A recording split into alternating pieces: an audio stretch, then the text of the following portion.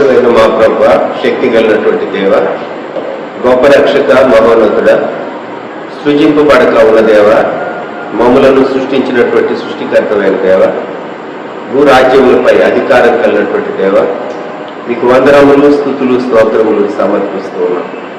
ఈ ప్రాతः సమయంలో తండ్రి మేము మీ వాక్యము ధ్యానించి మా ఆత్మలను బలపరుచుకునే నిమిత్తం మీ సన్నిధానంలో మేము ఏకీభవిస్తూ ఈ సమయం దీవించమని, వీక్షించే మీ బిడ్డలను విశ్వాసంలో బలపరచమని యేసుక్రీస్తు ప్రభు వారి శ్రేష్టమైన నామములో అడుగుతూ ఉన్నాము తండ్రి, ఆమేన్.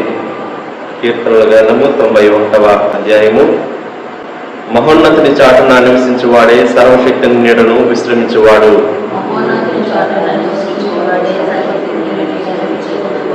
ఆయనే నాకు ఆశ్రయము, నా కోట, నేను నమ్ముకున్న నా దేవుడని నేను యెహోవాని గురించి చెప్పుచున్నాను.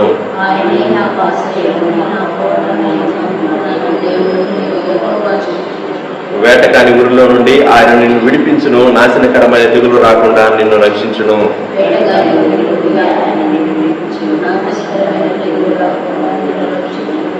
ఆయన తన రెక్కలతో నిన్ను కప్పును, ఆయన రెక్కల క్రింద నీకు ఆశ్రయం కలుగును. ఆయన సత్యము కేడమును డాలునై ఉన్నది.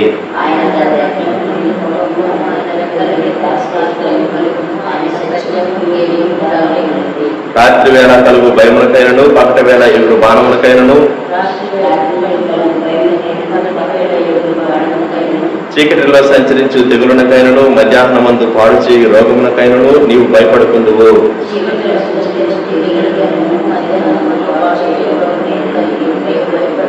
నీ పక్కన 1000 మంది పడినను, నీ కుడి పక్కన 10,000 మంది కూని నడుగురినను అపాయం నీ వద్దకు రాదు.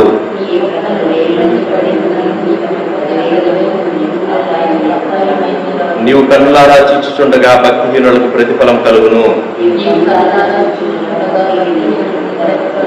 యెహోవా నీవే నా ఆశ్రయము అని నీవు మహోన్నతుడైన దేవుని నీకు నివాస స్థలముగా చేసుకుని ఉన్నావు.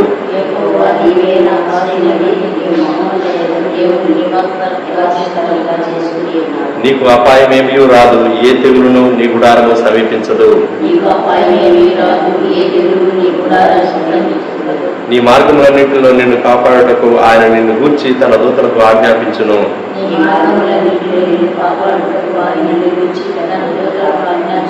నీ పాదములకు రాయి తగలకుండా వారు నిన్ను తమ చేతుల మీద ఎత్తి పట్టుకుందరు.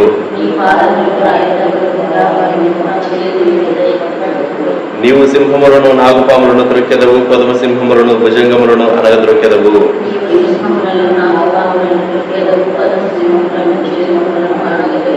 అతడు నన్ను ప్రేమించుచున్నాడు గనుక నేను అతన్ని తప్పించదును. అతడు నా నామమును ఎరిగిన వాడు గనుక నేను అతన్ని గణపరిచెదను.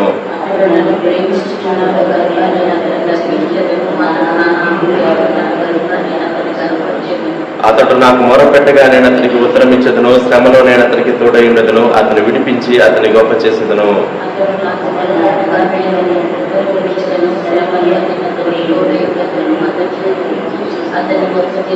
దీర్ఘాయు చేత అతన్ని తృప్తిపరచదను, నా రక్షణ అతనికి చూపించదను. ఆమేన్. ప్రియమైన వారులారా, ఈ ఉదయకాలం కీర్తన గ్రంథంలో నుండి 9వ కీర్తన మనం చదువుకుందాం. నా పూర్ణ హృదయముతో నేను యెహోవాను స్తుతించేదను. యెహోవా నీ అద్భుత కార్యములన్నింటినీ నేను వివరించేదను. మహోన్నతుడా, నేను నిన్ను గురించి సంతోషించి హర్షిస్తున్నాను, నీ నామమును కీర్తించేదను. నీవు నా పక్షమున వ్యాజ్యమాడి నాకు న్యాయం తీర్చుతున్నావు. నీవు సింహాసనాసీనుడివై న్యాయమును బట్టి తీర్పు తీర్చున్నావు. కాబట్టి నా శత్రువులు వెనుకకు మళ్ళుదురు, నీ సన్నిధిని వారు జోగిపడి నశింతురు. నీవు అన్యజనులను గద్దించి ఉన్నావు, దుష్టులను నశింపచేసి ఉన్నావు. వారి పేరు ఎన్నటికీ ఉండకుండా తుడుపు పెట్టి ఉన్నావు. శత్రువులు నశించిరి, వారి ఎన్నడూ ఉండకుండా నిర్మూలమై. నీవు పెళ్లించిన పట్టణములు స్మరణకు రాకుండా బూతిగా నశించారు. యెహోవా శాశ్వతముగా సింహాసనాసీనుడై ఉన్నాడు. న్యాయము తీర్చుటకు ఆయన తన సింహాసనమును స్థాపించున్నాడు. యెహోవా నీతిని బట్టి లోకములకు తీర్పు తీర్చును, యథార్థతను బట్టి ప్రజలకు న్యాయం తీర్చును. నలిగిన వారికి తాను మహాదుర్గమగును, ఆపత్కాలంలో వారికి మహాదుర్గమగును. యెహోవా నిన్ను ఆశ్రయించే వారిని నీవు విడిచిపెట్టువాడు కావు. కావున నీ నామం ఎరిగిన వారు నిన్ను నమ్ముకుందు. సీయోను వాసి అయిన యెహోవాను కీర్తించుడి, ఆయన క్రియలను ప్రజల్లో ప్రచురము చేయుడి. ఆయన రక్తాపరాధములను గురించి విచారణ చేయనప్పుడు బాధపరచబడి వారిని జ్ఞాపకము చేసుకొనును, వారి మొరను ఆయన మరువడు. నేను నీ కీర్తి అంతటినీ ప్రసిద్ధి చేయించు, సీయోను కుమార్తె గుమ్మములలో నీ రక్షణ బట్టి హర్షించినట్లు యెహోవా నన్ను కరుణించుము. మరణ ద్వారమున ప్రవేశించకుండా నన్ను ఉద్ధరించువాడా, నన్ను ద్వేషించువారు నాకు కలుగుజేయ బాధను చూడుము. తాము త్రవిన గుంటలో జనములు మునిగిపోయి, తాము వడ్డిన వలలో వారి కాలు చిక్కుబడి ఉన్నది. యెహోవా ప్రత్యక్షమాయను, ఆయన తీర్పు తీర్చి ఉన్నాడు. జనులు తాము చేసుకున్న దానిలో చిక్కి ఉన్నారు. దుష్టులను దేవుని మనసు జనులందరూ పాతాళమునకు దిగిపోవదు. దరిద్రులు నిత్యము మరువబడు. బాధపరచబడి వారి నిరీక్షణాస్పదము ఎన్నటికి నశించరు. యెహోవా లెమ్ము, నరులు ప్రబలకపోదురుగాక, నీ సన్నిధిని జనములు తీర్పు పొందుదురుగాక. యెహోవా వారిని భయపెట్టుము, తాము నరమాతులమని జనులు తెలుసుకొందురుగాక. ప్రియమైన వారిలారా, ఈ ఉదయకాలం భక్తుడు రాజు దావీదు రచించినటువంటి ఈ కీర్తన గురించి మనము ధ్యానం చేసే ముందు ఏ సందర్భంలో దావీదు ఈ కీర్తన రాసి ఉంటాడు అని మనం ఆలోచన చేస్తే, తన శత్రువులను చూసినటువంటి ప్రస్తావన ఈ కీర్తనలో కనబడుతున్నది. 4వ వచనం, నా శత్రువులు వెనుకకు మడుదురు, నీ సన్నిధిని వారు జోగిపడి నశింతురు. ఈ పదాలన్నీ మనం చూసినప్పుడు మనకు అర్థమయ్యేది, దావీదు జీవితంలో గొలియాతును జయించిన తర్వాత ఒకవేళ దావీదు ఈ కీర్తన రాసి ఉండొచ్చేమో, లేక నాబాలు మరణించిన తర్వాత ఈ కీర్తన రాసి ఉండొచ్చేమో, లేక తనకు వ్యతిరేకంగా చెలరేగినటువంటి సొంత కుమారుడే అబ్షాలోము మరణించిన కొంతకాలం తర్వాత రాసి ఉండొచ్చేమో, లేక చుట్టూ ఉన్నటువంటి ఫిలిస్తీన్ల పైన తాను విజయం పొందిన తర్వాత ఈ కీర్తన రాసి ఉండొచ్చేమో, లేకుంటే యెబూసీయులను తాను జయించిన తర్వాత ఈ కీర్తన రాసి ఉండొచ్చేమో అని ఎన్ని రీతులుగానైనా మనం ఆలోచించవచ్చు. సమూయేలు 2వ గ్రంథం 5వ అధ్యాయం, దావీదు ఇశ్రాయేలు వారి మీద రాజుగా ఉండటానికి పట్టాభిషేకం చేయబడిన తర్వాత, సమూయేలు 2వ గ్రంథం 5వ అధ్యాయం 10వ వచనం, దావీదు అంతకథకు వర్ధిల్లెను, సైన్యములకు అధిపతి యెహోవా అతనికి తోడుగా ఉండెను. దావీదు తన శత్రువుల పైన, యెబూసీయుల పైన తాను జయించి ఉన్నాడు. అలాగే ఫిలిస్తీయులను కూడా తాను ఆ అధ్యాయం చివరి భాగంలో దావీదు యెహోవా తనకు ఆజ్ఞాపించిన ప్రకారం చేసి గెబ నుండి గెజరు వరకు ఫిలిస్తీయులను తరుముచు హతము చేశారు. శత్రువుల పైన తాను విజయం పొందినటువంటి సందర్భాల్లో తాను ఈ కీర్తన రాసి ఉండవచ్చు. 9వ కీర్తన. ఈ కీర్తన మనం ఈజీగా జ్ఞాపకించుకోవడానికి 6 పదాలు నేను మీకు ఈ ఉదయకాలం చెప్పాలి అని అనుకుంటూ ఉన్నాను. మొట్టమొదటి పదము ప్రస్తుతి లేక ప్రహర్ష. మొదటి 2 వచనాల్లో మనం ఈ అంశాన్ని చూస్తాం, ప్రస్తుతి లేక ప్రహర్ష. తరువాత వచనాల్లో 3వ వచనం నుండి 8వ వచనం వరకు ప్రతీకారము. దేవుడు విశ్వాసి యొక్క లేక దాన్ని ఆశ్రయించినటువంటి వారి పక్షంగా ప్రతీకారము చేసేటటువంటి దేవుడు అని. ఆ తరువాత 9వ వచనం నుండి 13వ వచనం వరకు ప్రసిద్ధి. ఆయన తన ప్రజలకు తన సంఘానికి ప్రసిద్ధి కలుగు చేసేటటువంటి వాడు అని. 14వ వచనం నుండి 16వ వచనం వరకు ప్రత్యక్షత.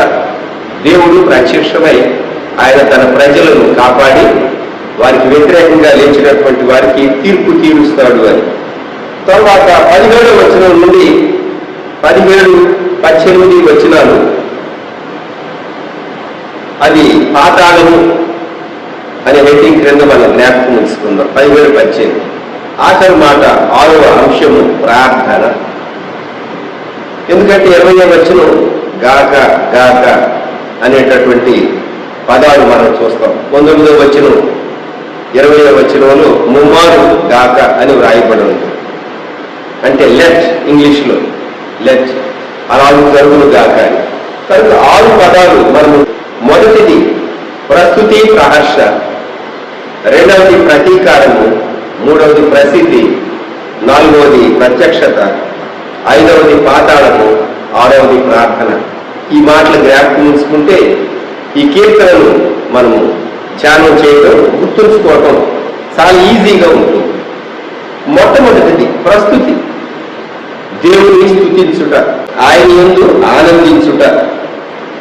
మొదటి వచనంలో భక్తుడు అంటూ ఉన్నాడు, నా పూర్ణ హృదయంతో నేను యెహోవాను స్తుతించేదను. యెహోవా, నీ అద్భుత కార్యములన్నిటినీ నేను వివరించేదను. దేవుని స్తుతించేటప్పుడు విశ్వాసి పూర్ణ హృదయంతో స్తుతించాలి. అంటే మన ప్రాణాత్మ దేహములు ఏకీభవించి అలవాటుగా, యాంత్రికంగా, మనసు ఉంచకుండా కాదు. మనము మన ఉనికి ఈరోజు మనం ఈ గంటలో జీవించి ఉన్నాము అంటే దేవుని మహాకృప. మనం ఆయనకు ప్రాతకాలమునే స్తుతి చెల్లింప బద్దులను కామా. దావీదు భక్తుడు అంటున్నాడు, నా పూర్ణ హృదయముతో. అందుకే 103వ కీర్తనలో నా అంతరంగముందున్న సమస్తమా అన్నాడు. వితాళమరినబ్బి మనం దేవుని స్తుతింపబద్దులు. ఎందుకు అంటే మొదటి వచనంలోనే కారణం చెప్తున్నాడు, యెహోవా నీ అద్భుత కార్యములన్నిటినీ నేను వివరించాను. అవును కదా, దేవుడు తన రక్షణ ప్రణాళిక కలిగి ఉండి అనాదిలోని ఉద్దేశించి మన జీవితంలో తన రక్షణ కార్యాన్ని జరిగించి ఆయన మనకు పాపక్షమాపణ అనుగ్రహించి, రక్షణను అనుగ్రహించి, దేవునితో సమాధానపరిచి ఆయన మనల్ని పరిశుద్ధపరుస్తూ ఆయన తన శక్తి చేత మనల్ని నడిపిస్తూ ఉన్నాడు. కనుక తన డెలివరెన్స్, తను అనుగ్రహించిన పాఠం, రికన్సిలియేషన్, శాంక్టిఫికేషన్, వీటన్నిటిని బట్టి మనం దేవుని స్తుతింప బద్దులో ఆయన అద్భుత కార్యాలను వివరించ బద్దులమై ఉంటూ ఉన్నాం. 2వ వచనం, మహోన్నతుడా నేను నిన్ను గూర్చి సంతోషించి హర్షించుతున్నాను, నీ నామమును కీర్తించాను. చాలా మంది ఏమనుకుంటూ ఉంటారు, మాకేమీ లేదండి, భూ సంబంధంగా మాకు గొప్ప ఆస్తులు లేవు, గొప్ప భవనాలు లేవు, లేకుంటే గొప్ప పేరు లేదు, లేకుంటే అది లేదు, ఇది లేదు అని చెప్తూ ఉంటారు. భక్తుడు, విశ్వాసి, దేవుని బిడ్డ దేవుని బట్టి సంతోషించాలి. ఎవరిని బట్టి సంతోషించాలి? మహోన్నతుడా నేను నిన్ను గూర్చి సంతోషించి హర్షించు ఉన్నాను. ఎందుకంత సంతోషం ఎక్కువైపోతే అది హర్షించుట ప్రహర్షగా మారుతుంది. ఎందుకు సంతోషం? దేవుడు నీతో ఉన్నాడు, దేవుడు మనతో ఉన్నాడు. ఆయన ఇమ్మానుయేల్ దేవుడు, ఆయన శక్తి కలిగినటువంటి దేవుడు, ఎల్ షద్దాయ్. ఆయన గొప్ప దేవుడు, ఆయన నీ పక్షంగా చూసుకునే దేవుడు కాదా? యెహోవా జైరా, యెహోవా నిస్సి, ఎన్నో విషయాలు, యెహోవా రాఫిక, ఇవన్నీ మనం జ్ఞాపకం చేసుకుంటూ ఉంటాం. మన పక్షంగా ఆయన స్వస్థపరిచేవాడు, ధ్వజమెత్తేటటువంటి వాడు, ఆయన మనకు తోడుగా ఉండేటటువంటి గొప్ప దేవుడుగా ఉంటూ ఉన్నాడు. ఇటు దేవుని మనం కలిగి ఉన్నందుకు మనం ఆనందించి మనము సంతోషించవద్దా? సాతాను అంటుంది, ఏం సంతోషపడతావులే, భయం యొక్క గుప్పిట్లో లోకమంతా ఉన్నది, నీవు కూడా ఉండు అని చెప్తూ ఉంటుంది సాతాను. మనం భయం యొక్క గుప్పిట్లో ఉండవలసినటువంటి అవసరం లేదు. నీ నామమును కీర్తించేదను అన్నాడు. ఇది మొదటి భాగం, ప్రస్తుతి లేక ప్రహర్ష. ఇప్పుడు 3వ వచనం నుండి 8వ వచనం వరకు 2వ భాగాన్ని మనం జ్ఞాపకం చేసుకుంటే, నీవు నా పక్షమున వ్యాజ్యమాడి నాకు న్యాయము తీర్చుచున్నావు. ఇది కంటిన్యూస్ టెన్స్, దేవుడు జరిగిస్తూ ఉన్నాడు. అందుకే నీవు సింహాసనాసీనుడివై న్యాయమును బట్టి తీర్పు తీర్చుతూ ఉన్నావు. గాడ్స్ క్రైటీరియా ఆఫ్ జడ్జిమెంట్, ఆయన న్యాయం, దాన్ని న్యాయాన్ని ముందుంచుకొని ఆయన న్యాయవంతుడు కనుక దానిని బట్టి తీర్పు తీరుస్తాడు అనేటటువంటిది మనం ఎన్నడూ మర్చిపోకూడదు. కృపాకాలం యొక్క అంతములో ఉన్నటువంటి మనము కృపను గురించి మనం ఎక్కువ ఆలోచిస్తాము నిజమే, కానీ దేవుడు తన న్యాయాన్ని కొట్టివేయడు. అందుకే ఒక భక్తుడు ఇలా ప్రార్థన చేశాడు, దేవా తప్పు చేసిన వ్యక్తిని క్షమించు, కానీ శిక్షించి క్షమించు అన్నాడు. శిక్షే, శిక్ష తరువాత క్షమ. శిక్ష లేకుండా క్షమిస్తే మనిషికి గుర్తుండదు, మనిషికి అర్థం కాదు. అందుకే శిక్షించి క్షమించమన్నాడు. దేవుని న్యాయంతో కృప, దేవుని కృపలో న్యాయం ఎప్పుడు ఇమిడే ఉంటాయి అని జ్ఞాపకం ఉంచుకుందాం. 4వ వచనం, కాబట్టి నా శత్రువులు వెనుకకు మడుదురు, నీ సన్నిధిని వారు జోగిపడి నశింతురు. దేవుడు నీ పక్షంగా యుద్ధం చేయడానికి మొదలుపెట్టినప్పుడు శత్రువు నిన్ను ఏమీ చేయలేడు. అది వ్యాధి కావచ్చు, అది బాధ కావచ్చు, అది నువ్వు కలవరపరిచేటటువంటి ఒక అంశం కావచ్చు, నీ ముందున్నటువంటి పెద్ద సమస్య కావచ్చు. కొందరికి ఉద్యోగ సమస్యలు ఉంటాయి, కొందరికి వ్యాపార సమస్యలు ఉంటాయి, ఆర్థిక సమస్యలు ఉంటాయి, ఆరోగ్య సమస్యలు ఉంటాయి. ఇవన్నీ లోపల నుండి బయట నుండి మనల్ని వేధించే బాధించేటటువంటి శత్రువులు కనుక వీటిని కూడా ఆయన డీల్ చేసేటటువంటి వాడు. నీ సమస్య ఎంత గొప్పదైనా, గొలియాతు ఎంత పెద్దవాడైనా దావీదు గొలియాతును హతమార్చాడు అని జ్ఞాపకం ఉంచుకోండి. మన సమస్య ఎంత పెద్దదైనా కావచ్చు, సమస్య లేని వారు ఎవరున్నారు? ఎంత గొప్ప స్థితిలో ఉన్నవారైనా ఆ స్థితిలో, ఆ బాధ్యతలో, ఆ స్థానంలో ఉన్నటువంటి వారికి ఉండేటటువంటి సమస్యలు వారికి ఉంటాయి. జ్ఞాపకం ఉంచుకుందాం మనం. అయితే మన సమస్యలతో ఆయన పోరాడేటటువంటి దేవుడు, మన సమస్యలను సరిచేసేటటువంటి దేవుడు. 5వ వచనం, నీవు అన్యజనులను గద్దించి ఉన్నావు, దుష్టులను నశింపచేసి ఉన్నావు. సమస్యలు బయట నుండి వచ్చే ఉంటాయి కొన్ని. ఇక్కడ అన్యజనులు దేవుని బిడ్డల పక్షంగా వ్యతిరేకంగా మాట్లాడినప్పుడు, చెలరేగినప్పుడు, యుద్ధానికి వచ్చినప్పుడు నీవు అన్యజనులను గద్దించి ఉన్నావు. అవును కదా? పాత నిబంధనలో మనం అనేక సందర్భాల్లో ఇదిగో నా కుమారుడు, వారికి నువ్వు కీడు చేయవు. అన్య దేశంలో ఉన్నటువంటి ఇస్సాకు పక్షంగా దేవుడు కలిగించుకొని ఇస్సాకు కుటుంబానికి కీడు కలగకుండా కాపాడాడు కదా. అలాగే దేవుడు తన ప్రజల పక్షంగా అన్యులైనటువంటి రాజులు కూడా ఆయన గద్దించి ఆయన వారిని కంట్రోల్ చేసినటువంటి దేవుడుగా ఉంటూ ఉన్నాడు. కొన్ని సందర్భాల్లో అన్యులను పూర్తిగా నిర్మూలన చేసినటువంటి దేవుడు. వాగ్దాన దేశాన్ని స్వతంత్రించుకున్నటువంటి ఇశ్రాయేలీయులు వారు శత్రువులను నిర్మూలన చేయమని దేవుడు వారికి ఆజ్ఞించాడు. వారు నిర్మూలన చేసిన తర్వాతే ఆ వాగ్దాన దేశాన్ని స్వాధీనం చేసుకోగలిగారు. అందుకే క్రింది వచనాల్లో శత్రువులు నశించేది వారు ఎన్నడూ ఉండకుండా నిర్మూలమైంది. నీవు పెళ్లగించిన పట్టణమును స్మరణకు రాకుండా బొత్తిగా నశించారు. యోషువ గ్రంథం చదివితే మనకు వాగ్దాన దేశాన్ని స్వతంత్రించుకున్న ఎట్లు అని మనకు అర్థమవుతుంది. రక్షించబడినటువంటి విశ్వాసి తాను వాగ్దాన దేశాన్ని, యేసుక్రీస్తు ప్రభువునందు ఉన్నటువంటి వాగ్దానాన్ని ఎలా స్వతంత్రించుకోవాలి, అర్థం చేసుకోవాలంటే యుద్ధము, పోరాటం యొక్క లక్షణాలు, ఆధ్యాత్మిక యుద్ధము, స్పిరిచువల్ బ్యాటిల్, వార్ఫేర్, దాని గురించిన అవగాహన రావాలి అంటే మనం యెహోషువ గ్రంథాన్ని తప్పక ధ్యానం చేయాలి. ఇక్కడ కీర్తనకారుడు అంటూ ఉన్నాడు, శత్రువులు దేవా వారు నశించేరు. 7వ వచనం, యెహోవా శాశ్వతముగా సింహాసనాసీనుడై ఉన్నాడు, న్యాయం తీర్చుటకు ఆయన తన సింహాసనమును స్థాపించి ఉన్నాడు. యెహోవా నీతిని బట్టి లోకములకు తీర్పు తీర్చును, యథార్థతను బట్టి ప్రజలకు న్యాయం తీర్చు. దేవుడు మన పక్షంగా తోడయుండి ఆయన సింహాసనాసీనుడు. కొన్ని మార్లు మనకు అనిపిస్తుంది, మన పక్షంగా ఎవరున్నారు, మన పక్షంగా బలమైన వారు ఎవరున్నారు, మన పక్షంగా ఇంటర్వ్యూలు అయ్యేటటువంటి వారు ఎవరున్నారు, మనల్ని ప్రొటెక్ట్ చేయగలిగినటువంటి వారు ఎవరున్నారు అని మనం చాలా మార్లు దిగాలు పడుతూ ఉంటాం, ఆలోచిస్తూ ఉంటాం, చింతిస్తూ ఉంటాం.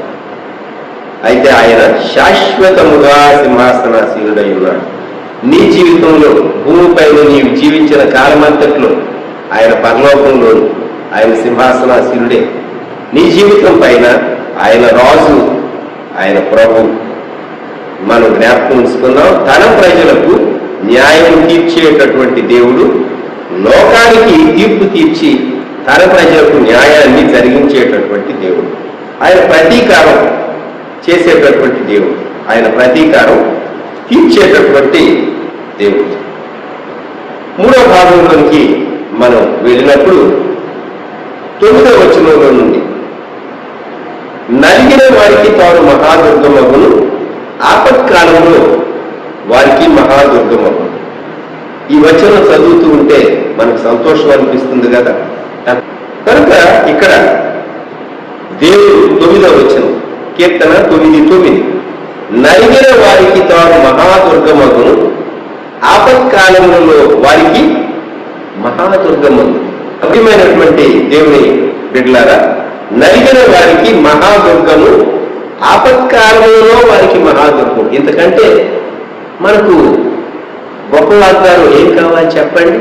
దేవా, ఓ గొప్ప కోట, గొప్ప కాపుదల కర్త నీవే. ఆపత్కాలంలో దేవుడు తన ప్రజలకు మహాదుర్గం, మన కాపుదల కర్త ఆయనే. 10వ వచనం, యెహోవా నిన్ను ఆశ్రయించు వారిని నీవు విడిచిపెట్టువాడు కావు.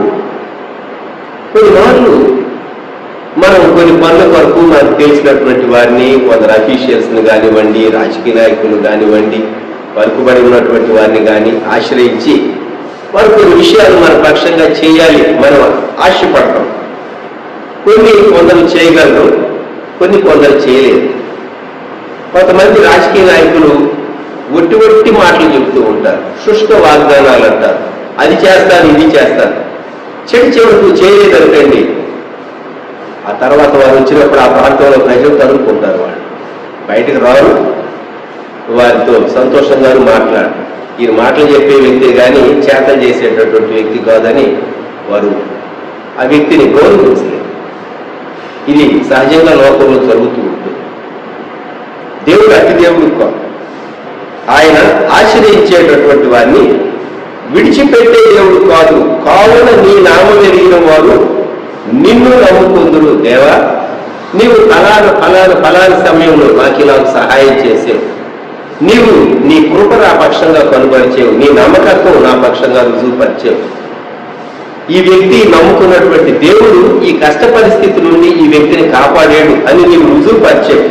కనుక నేను ఇంకా నిన్ను నమ్ముకుంటూ నీ బిడ్డగా నేను కొనసాగుతా అని దేవుని బిడ్డలమైనటువంటి మనం ఆయనకు చెప్పవలసినటువంటి వారంగా ఉన్నాం.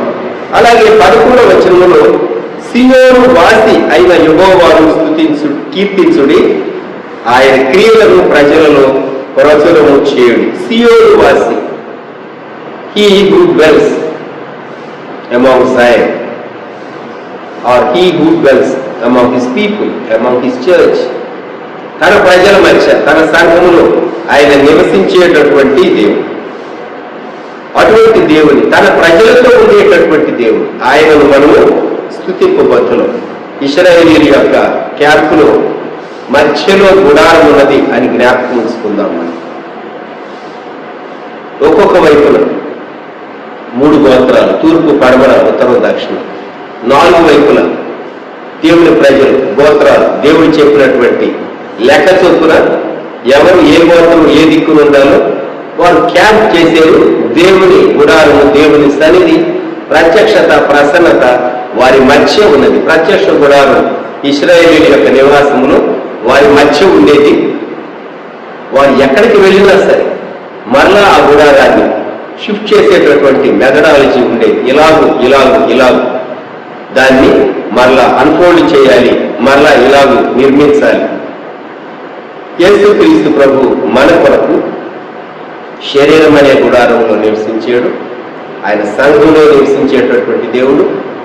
మనం ఎక్కడున్నా ఆయన మనతో అక్కడ ఉండేటటువంటి వాడు. గృహంలో, ఆఫీసులో, ప్రయాణంలో, నీవు ఎక్కడున్నా సరే, నీవు నిద్రించేటప్పుడు సహా, ఏ సమయంలో నీవు ఎక్కడున్నా నీతో ఉండేటటువంటి దేవుడు. ఆయన సీయోను వాసి. అందుకనే 11వ వచనంలో భక్తుడు అంటూ ఉన్నాడు, ఆయన క్రియలను ప్రజలలో ప్రచురము చేయుడి. దేవుడు మన పక్షంగా చేసినటువంటి గొప్ప కార్యాలు మనము చెప్పాలి. ఎవరైనా మిమ్మల్ని విందుకు పిలిచారనుకోండి,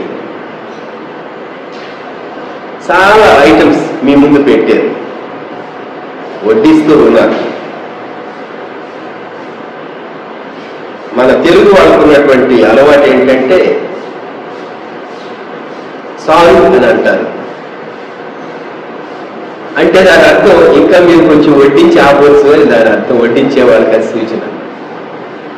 సాల్వ్ అన్న తర్వాత కూడా వాళ్ళు వడ్డిస్తారు, పిలుతుంటూనే ఉంటారు. అదే వెస్టర్న్ సిస్టంలో వడ్డించే వారు ఉండరు. వాళ్ళకి ఏది కావాలో వారి ఆరోగ్యాన్ని బట్టి, వారి ఇష్టములను బట్టి వారికి కావలసినటువంటివి వారే వడ్డించుకుంటూ ఉంటారు.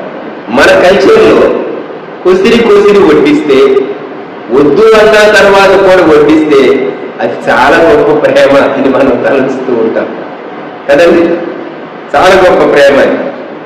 ఒకరు మీ ఇంటికి వచ్చేది భోజనానికి చాలా తృప్తిగా మీరు వడ్డించారని, వారు తిన్నారని మీకు అర్థమైంది.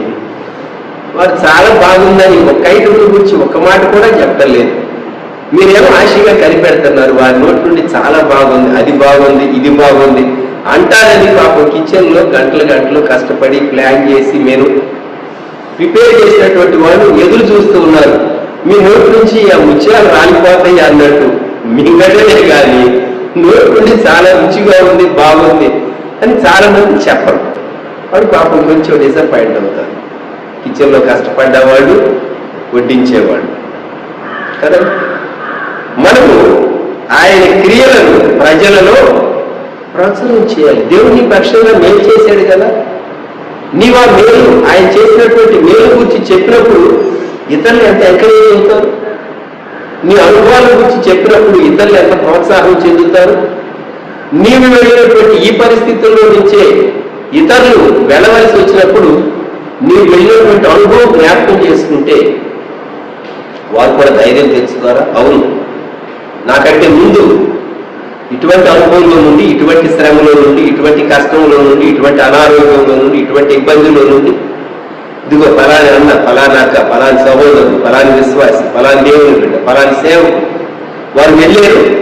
దేవుడు వారి పక్షంగా గొప్ప కార్యాలు చేశాడు. భక్తుల జీవిత చరిత్రలు మనం ఎందుకు చదువుతాం? చాలా మంది భక్తుల జీవిత చరిత్రలు ఎందుకు చదువుతాము అంటే వారు తమ జీవితంలో వెళ్ళినటువంటి కష్ట పరిస్థితుల్లో దేవుడు వారిని అద్భుతంగా ఎలా ఆదుకున్నాడో వారు గ్రంథస్థం చేయించారు. దైవజనుడు భక్సింగ్ గారి జీవితంలో the skill of his loving hands, ప్రేమగల హస్తముల నేర్పరితనము అని ఆయన మారుమనసు పొందినటువంటి మొదటి కాలంలో లేక తొలి మాసాలు, సంవత్సరాలు దేవుడు విదేశంలో ఆయనకు తోడై ఉండి ఎంత అద్భుతంగా కాపాడుతూ వచ్చాడో ఆ చిన్న పుస్తకాన్ని నేను ఎన్ని మార్లు చదివానో లెక్కలేదు. నేను రక్షించబడినటువంటి తొలి సంవత్సరాలు ఎందుకు చెప్తున్నానంటే ఆ అనుభవాలు చదువుతూ ఉంటే మనకు చాలా ప్రోత్సాహం వస్తుంది. థియరీకి ప్రాక్టికల్గా ఒక వ్యక్తి ఫలాని పరిస్థితుల్లో ఫలాని రీతిగా దేవుని సహాయం పొందాడు అనేటటువంటిది విన్నప్పుడు దాని అప్లికేషన్ భక్తుల జీవితంలో మనం విన్నప్పుడు, చదివినప్పుడు మనకు చాలా ఆదరణ కలుగుతుంది, మనకు చాలా ప్రోత్సాహం కలుగుతుంది. దేవుని బిడ్డగా నీవు కూడాను ఆయన క్రియలను ప్రజలలో ప్రచురము చేయుడి. ఆయన క్రియలను ప్రజల్లో ప్రచురము చేయుడు. 12వ వచనం, ఆయన రక్తాపరాధముల గురించి విచారణ చేయనప్పుడు బాధపరచబడు వారిని జ్ఞాపకము చేసుకొను. నీవు కృంగిపోతూ ఉన్నావా? నీవు బాధింపబడుతూ ఉన్నావా? దేవుడు నీ పక్షంగా నేను జ్ఞాపకం చేసుకుంటాడు. రక్తాపరాధం అంటే శత్రువులు దేవుని ప్రజల యొక్క భూభాగం పైన దాడి చేసినటువంటి వృత్తాంతాలు దావీదు తన జీవితంలో, తన ముందున్నటువంటి తన పితల జీవితాలు ఆయన విన్నాడు, ఆయన చూచినటువంటి వాడు. శత్రువులు దేవుని బిడ్డల యొక్క రక్తాన్ని చిందించినటువంటి సందర్భాలు దావీదు ఈ కీర్తన రాసే నాటికి ముందున్న కాలంలో జరిగినటువంటి సంభవాల్లోనే. అందుకే దావీదు అన్నాడు, ఆయన రక్తాపరాధముల గురించి విచారణ చేయనప్పుడు బాధపరచబడు వారిని జ్ఞాపకము చేసుకును. ఆయన బాధల్లో నుండి మనల్ని విడిపించేటటువంటి, తీర్పు తీర్చేటటువంటి దేవుడు. వారి మొరను ఆయన మరువడు. దేవునికి మొరపెట్టేటటువంటి వారి యొక్క మొరను. అందుకే 13వ వచనంలో భక్తుడు అంటూ ఉన్నాడు, నేను నీ కీర్తి అంతటినీ ప్రసిద్ధి చేయొచ్చు, సియోను కుమార్తె గుమ్మములలో నీ రక్షణను బట్టి హర్షించున్నట్లు యెహోవా నన్ను కరుణించుము. దేవా నాకు సహాయం చేయి, సంపూర్ణంగా సహాయం చేయి. నేను నిన్ను కీర్తిస్తాను, ప్రచురం చేస్తాను, ప్రసిద్ధి చేస్తాను అంటూ ఉన్నాడు. కనుక 3వ భాగం ప్రసిద్ధి. 4వ భాగము 14వ వచనం. మరణ ద్వారమున ప్రవేశింపకుండా నన్ను ఉద్ధరించువాడా, నన్ను ద్వేషించువాడు నాకు కలుగు చేయు బాధను చూడు. ఈ 14వ వచనం పైన మీరు మీ చేయి పెట్టవచ్చు. మీ చేయి పెట్టి మరణ ద్వారమున ప్రవేశింపకుండా నన్ను ఉద్ధరించువాడా, మరణ ద్వారమున ప్రవేశింపకుండా ఉద్ధరించేటటువంటి దేవుడు, ద్వేషించువారు నాకు బాధ కలుగు చేస్తూ ఉన్నారు దేవాసుడు. అది దావీదు భక్తుని యొక్క వ్యక్తిగతమైనటువంటి అనుభవాన్ని సూచిస్తూ ఉన్నది. అలాగే 15వ వచనం. తాము త్రవ్విన గుంటలో జనములు మునిగిపోయి, తాము ఒడ్డిన వలలో వారి కాలు చిక్కుపడి ఉన్నది.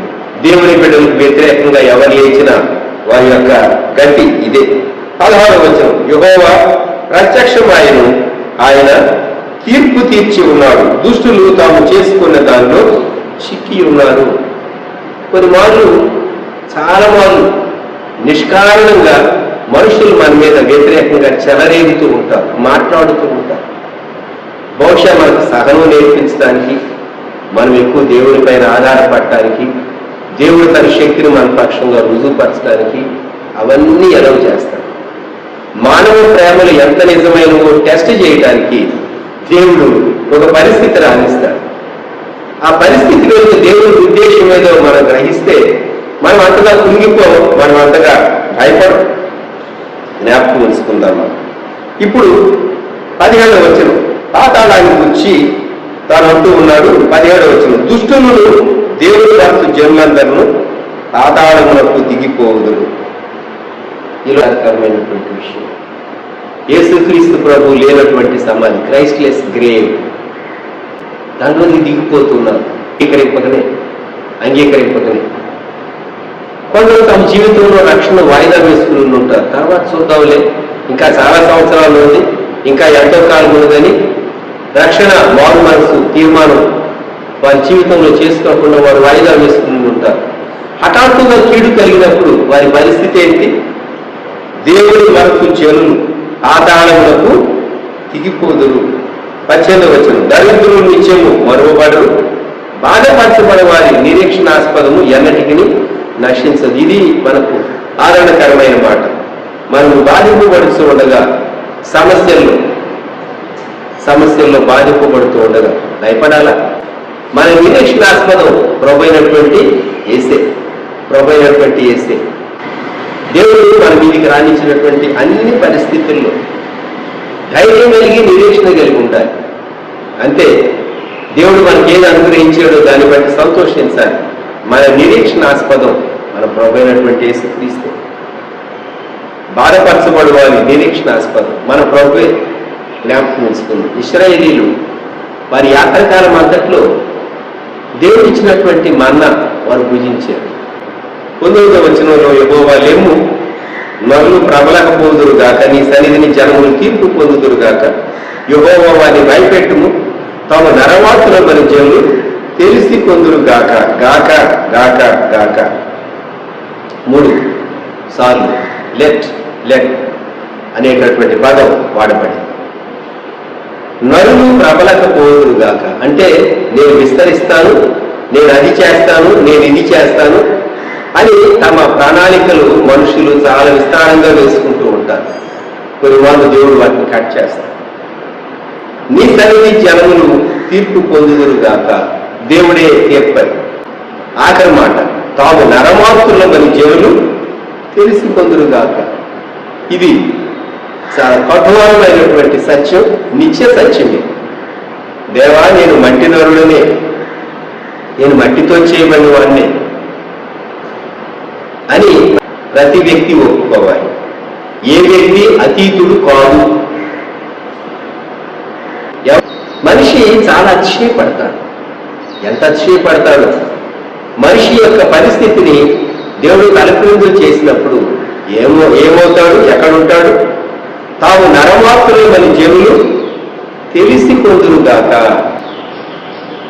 మనము ఈ కీర్తన చదివినప్పుడు 4 వాగ్దానాలు ఈ ఉదయకాలం మనం దేవుని సన్నిధానంలో క్లియర్ చేద్దాం. మొట్టమొదటి వాగ్దానం 9వ వచనం, నలిగిన వారికి తాను మహాదుర్గము. 10వ వచనం, ఆశ్రయించు వారిని విడిచిపెట్టే దేవుడు కాదు, అంటే కాపాడేటటువంటి దేవుడు. 14వ వచనం, మరణ ద్వారమున ప్రవేశింపకుండా మనలను ఉద్ధరించేటటువంటి దేవుడు. 18వ వచనం, మన నిరీక్షణకు ఆస్పదము. ఈ 4 ప్రామిసెస్ మనము జ్ఞాపకం ఉంచుకుందాం. ఈ 4 వాగ్దానాలు మనము జ్ఞాపకం ఉంచుకుందాం. మరొకసారి గుర్తు చేస్తూ ఉన్నాను. 9వ కీర్తన సులువుగా మీరు జ్ఞాపకం ఉంచుకోవటానికి 6 పదాలు. మొదటిది ప్రస్తుతి లేక ప్రహర్ష, మొదటి 2 వచనాలు. 3వ వచనం నుండి 8వ వచనం వరకు ప్రతీకారం అని జ్ఞాపకం పెట్టుకోండి. 9 నుండి 13 వరకు ప్రసిద్ధి అని జ్ఞాపకం పెట్టుకోండి. 14 నుండి 16 వరకు ప్రత్యక్షత అని జ్ఞాపకం పెట్టుకోండి. 17 నుండి 19 వరకు ఆదాయం అని జ్ఞాపకం పెట్టుకోండి. 20వ వచనం వచ్చేసరికి 6వ అంశము ప్రార్థన, భక్తుని యొక్క ప్రార్థన, విశ్వాసి యొక్క ప్రార్థన, మన ప్రార్థన. ఈ ఉదయకాలం ఈ కీర్తన ద్వారా దేవుడు మనం బలపరచాలని ప్రార్థనలో మనం ఏకీపిద్దాం. ప్రార్థన. ప్రేమగల తండ్రి, పరిశుద్ధుడా, గొప్ప దేవ, మహోన్నతుడా, మీకు స్తోత్రాలు, వందనాలు చెల్లించుకుంటున్నాం.